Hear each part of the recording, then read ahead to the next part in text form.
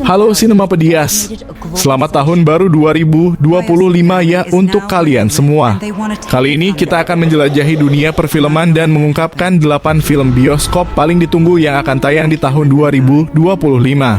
Dengan berbagai genre yang menarik, mulai dari film aksi menggetarkan hati, drama yang menggugah emosi, hingga petualangan epik yang akan menghanyutkan kita dalam kisah yang luar biasa. Tahun depan akan menjadi surga bagi para penggemar film. Kami telah mengumpulkan daftar film yang tentunya sudah membuat banyak orang tidak sabar menunggu momen tayangnya di layar lebar. Setiap film dalam daftar ini memiliki keunikan dan daya tarik sendiri, baik dari segi cerita, sutradara, hingga para aktor yang menghidupkan karakter-karakternya. Beberapa di antaranya adalah sequel yang telah lama dinantikan, sementara yang lainnya adalah kisah baru yang menjanjikan pengalaman menonton yang segar dan menarik. Dalam video ini, kami akan mengulas sinopsis singkat dan detail menarik tentang masing-masing film, jadi pastikan Anda tetap menyimak. Jangan lupa untuk memberitahu kami film mana yang paling Anda nantikan dan alasannya di kolom komentar. Tanpa berlama-lama lagi, mari kita mulai dan lihat film-film mana saja yang ada dalam daftar 8 film bioskop paling ditunggu di tahun 2025. Kapan saya bisa mulai pertarungan? Perjalanan Pak Han berlanjut saat dia menghadapi tantangan baru dan memberikan pelajaran hidup yang berharga kepada murid-muridnya. Jaden Smith kembali sebagai Dre Parker, anak didik muda yang belajar mengatasi ketakutannya dan menjadi juara kungfu di bawah bimbingan Tuan Han. Kini lebih tua dan lebih berpengalaman, Dre menghadapi serangkaian tantangan baru baik di dalam maupun di luar dojo. Film Karate Kid Legends mengisahkan tentang Lee, seorang pelajar sekaligus petarung yang tangkas dari Beijing, Cina. Hidupnya terguncang ketika ditinggal ibunya pindah ke Brooklyn, Amerika Serikat untuk mendapatkan pekerjaan. Lee bergulat dengan tragedi masa lalu akhirnya bertemu dengan ibunya yang kini telah menjadi dokter di Amerika Serikat. Di sisi lain, Han bertemu dengan Daniel LaRusso. Dua sensei bela diri kungfu dan karakter ini akan bekerja sama untuk melestarikan sejarah yang sama. Lee means to me what you meant to Sensei Miyagi.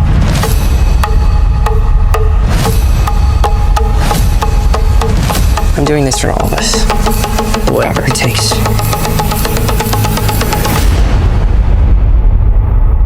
Two branches. One tree.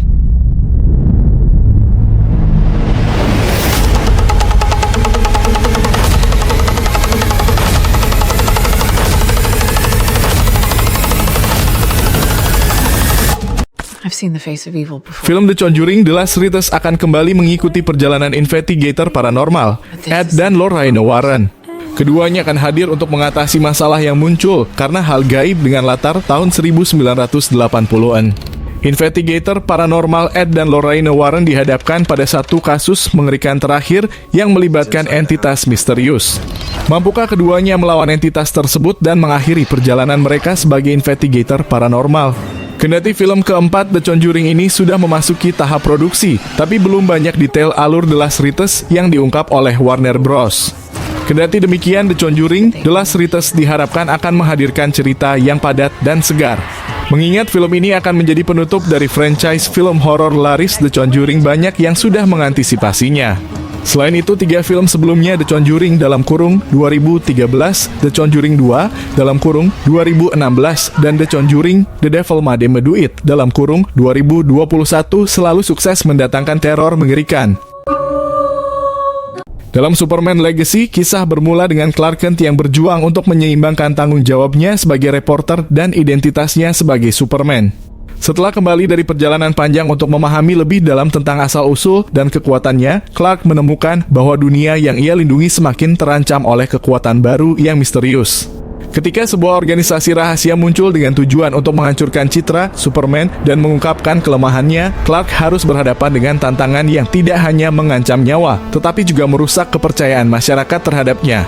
Di tengah perjuangan ini, Clark bertemu dengan Lois Lane yang dengan ketekunannya sebagai jurnalis semakin terlibat dalam penyelidikan mengenai organisasi tersebut. Keduanya bekerja sama menggali berbagai rahasia gelap yang berkaitan dengan masa lalu Superman. Dalam perjalanannya, mereka juga menemui sekutu dan musuh, termasuk penjahat baru yang memiliki ambisi untuk menjatuhkan Superman dan menguasai dunia dengan cara sendiri. Ketegangan meningkat saat Clark harus menghadapi keputusan sulit antara melindungi orang yang dicintainya dan menjalankan tugas sebagai pahlawan.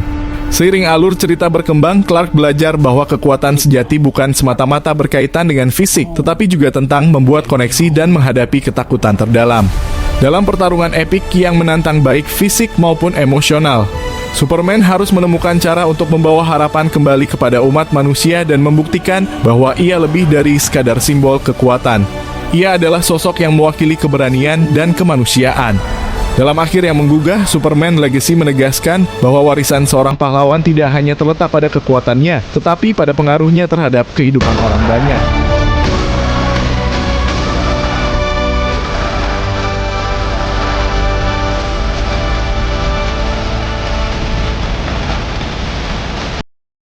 Sometimes I wonder. Dalam Jurassic World Rebirth, cerita dimulai beberapa tahun setelah peristiwa terakhir di franchise sebelumnya, yaitu Jurassic World Dominion, di mana manusia harus beradaptasi dengan kehidupan berdampingan dengan dinosaurus yang bebas berkeliaran di bumi. Keberadaan dinosaurus kini menjadi tantangan baru, baik dari segi ekosistem maupun keamanan. Di tengah kekacauan ini, sekelompok ilmuwan dan petualang dipimpin oleh Claire Dearing dan Owen Grady mencoba menemukan solusi untuk mengurangi konflik antara manusia dan dinosaurus, termasuk membawa kembali beberapa spesies ke habitat yang lebih aman. Namun ketika sebuah organisasi gelap muncul dengan rencana jahat untuk menangkap dan memanfaatkan dinosaurus demi kepentingan bisnis, Claire dan Owen harus bersatu kembali dengan tim lama mereka. Dalam pencarian mereka menemukan bahwa organisasi tersebut telah mengembangkan teknologi baru yang dapat mengubah DNA dinosaurus untuk menciptakan versi mutasi yang lebih kuat dan agresif. Dengan waktu yang terus berjalan, mereka berusaha menghentikan rencana organisasi tersebut yang berpotensi membahayakan bukan hanya umat manusia, tetapi juga kehidupan dinosaurus itu sendiri. Konflik mencapai puncaknya dalam pertarungan yang mendebarkan saat Claire, Owen, dan tim mereka berusaha melindungi habitat alami di pulau terpencil di mana beberapa spesies dinosaurus liar masih dapat hidup bebas. Dalam perjalanan mereka belajar tentang pentingnya keseimbangan ekosistem dan gagasan bahwa manusia memiliki tanggung jawab untuk menjaga dan melindungi seluruh makhluk hidup. Jurassic World Rebirth menyajikan pesan tentang kreativitas, keberanian, dan pentingnya menjaga hubungan harmonis antara manusia dan alam sambil memberikan keseruan petualangan yang khas dari franchise ini. Dalam Captain America Brave New World, film ini mengikuti perjalanan Sam Wilson yang kini mengambil alih peran sebagai Captain America setelah Steve Rogers mengundurkan diri. Sam berusaha untuk memahami sepenuhnya tanggung jawab barunya sebagai pahlawan yang melambangkan kebebasan dan keadilan di tengah dunia yang penuh ketegangan. Dengan ketegangan global yang meningkat dan ancaman baru yang mengintai dari organisasi teroris serta individu dengan niat jahat, Sam harus menavigasi posisi barunya tidak hanya sebagai pejuang, tetapi juga sebagai simbol harapan bagi rakyat Amerika. Ketika sebuah organisasi jahat yang dikenal sebagai The Syndicate muncul dan mulai menyebarkan kekacauan melalui serangkaian serangan teroris yang terencana, Sam berkolaborasi dengan karakter lama dan baru, termasuk Bucky Barnes dan Agent S.H.I.E.L.D., yang tangguh untuk membongkar machinations mereka. Bersama-sama mereka melakukan penyelidikan yang membawa mereka ke berbagai lokasi di seluruh dunia, mengungkap konspirasi yang lebih besar yang mengancam untuk mengguncang fondasi pemerintahan dan perdamaian global. Melalui perjuangan ini, Sam juga dihadapkan pada nostalgia dan harapan, belajar bahwa menjadi Captain America bukan hanya tentang memiliki super serum, tetapi tentang keberanian untuk berdiri demi yang benar. Dalam klimaks yang mendebarkan, Sam menghadapi pemimpin The Syndicate dalam sebuah pertarungan epik yang menguji bukan hanya kualitas fisiknya, tetapi juga moral dan nilai-nilainya. Di tengah ketegangan dan pengorbanan, Sam menemukan arti sejati dari kepemimpinan dan bagaimana menjadi jembatan antara berbagai kelompok masyarakat. Captain America Brave New World menggabungkan aksi, drama, dan tema yang relevan, mengisahkan transisi Sam menjadi Captain America baru yang membangkitkan semangat dan harapan bagi generasi mendatang. Someone's been pulling the strings on everything. You're under arrest. I don't want a variable out there that I can't control.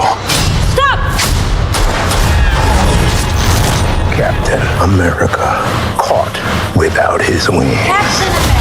You like to play dress up and blindly execute the state's orders. Don't say I didn't warn you. What if this is a trap?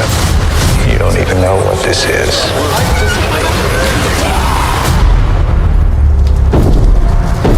Since when were they red? Dari umpan 1-2 yang sangat cantik. Berbeda dari genre film Indonesia kebanyakan, Elang hadir memberikan kesan baru di bioskop Indonesia mulai Januari 2025.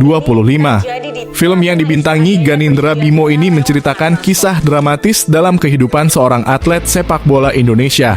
Elang bukan hanya judul, melainkan juga karakter utama dalam film ini. Elang digambarkan sebagai pemain timnas Indonesia. Di balik kehidupan profesionalnya sebagai pemain sepak bola, Elang berasal dari keluarga dengan ekonomi pas-pasan. Ia juga harus membiayai pengobatan sang ibunda yang menderita penyakit Alzheimer.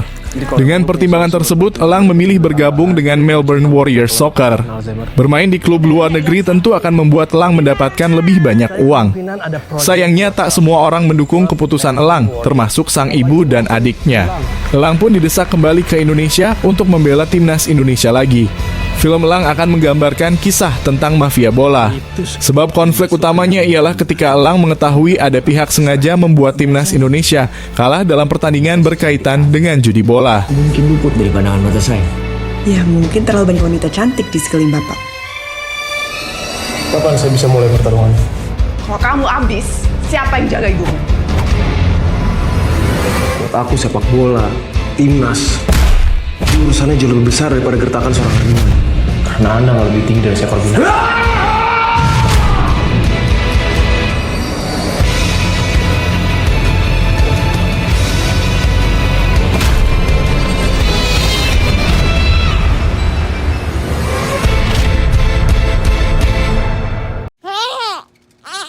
Satu Kakak Tujuh Ponakan adalah sebuah film komedi keluarga yang menceritakan tentang kehidupan Fajar, seorang pria lajang yang secara tiba-tiba harus mengurus 7 ponakannya setelah kakaknya, yang merupakan orang tua mereka, mengalami kecelakaan dan membutuhkan perawatan.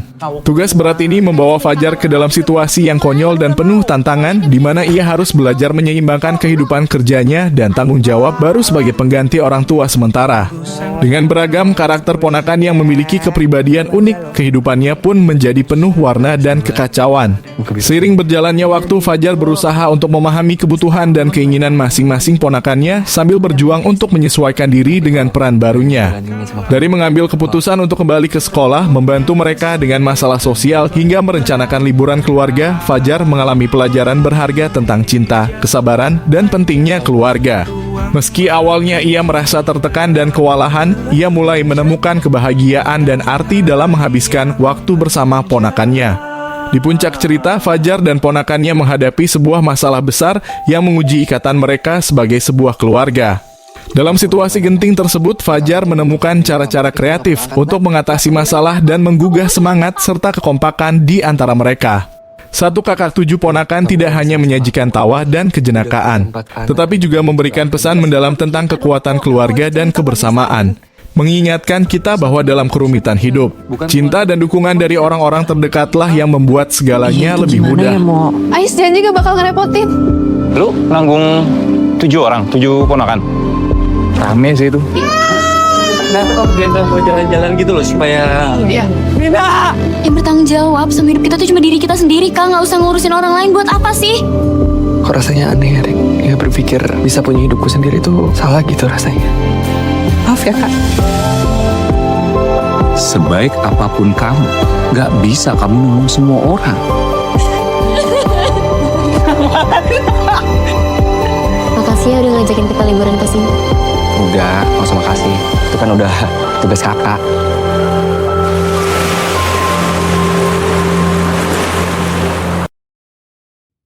Film ini menceritakan kehidupan kompleks dua orang kakak beradik, yaitu Ian Antono Iqbal Ramadan dan Uta Antono Umais Syahab. Mereka berdua menghadapi lika-liku kehidupan yang konyol, namun juga menguras emosi. Ian adalah seorang musisi yang tengah dilanda quarter life crisis. Ian mengalami banyak kegagalan berulang dalam hidupnya. Dia juga kerap merasa dibandingkan dengan Uta, sang adik yang tampak lebih sukses sebagai seorang podcaster senja. Padahal di balik kesuksesannya, Uta menyimpan tekanan besar untuk menyelesaikan pendidikan yang terbengkalai. Meski memiliki perbedaan yang besar dalam sifat dan jalan hidup, Ian dan Uta terpaksa bersatu dalam drama keluarga yang mendadak hadir di tengah kondisi yang rumit. Situasi makin rumit ketika keduanya harus menyembunyikan kabar duka wafatnya sang ayah dari ibu mereka yang baru saja tersadar dari koma setelah mengalami serangan jantung. Konflik ini membuat keduanya berada dalam situasi sulit. Sebagai kakak, Ian berusaha tetap tegar di depan adiknya. Hal ini membuat Ian mengubur semua perasaannya, sehingga secara tak sadar ia menjadi sosok yang mati rasa.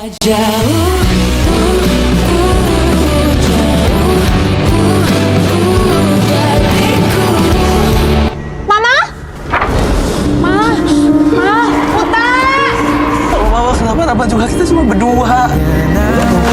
Gue kira gue bisa ketemu jalan keluar. Lu dengerin gue, Bang. Pernah nggak lu dengerin gue? Gue udah terlalu lama ngejar hal-hal yang besar dan terlalu jauh, sampai buat gue lupa sama apa yang ada di dekat gue. Apaan gue gak dengerin lu, anjing? Janji untuk gak pernah saling bohong. Gak pernah.